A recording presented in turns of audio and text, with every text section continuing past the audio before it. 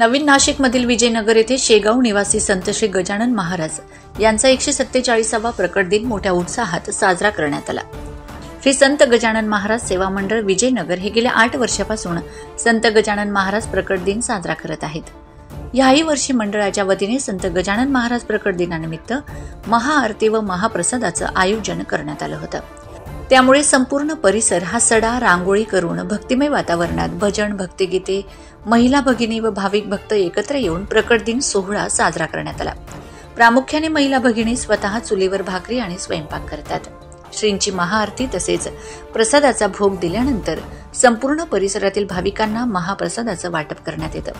परिसरातील हजारो भाविकांनी श्रींच्या महाआरतीचे तसेच महाप्रसादाचा लाभ घेतला। चॅनल सबस्क्राइब करा, बेल आयकॉनचे बटन दाबा, सोबत शेअर करायला विसरू नका।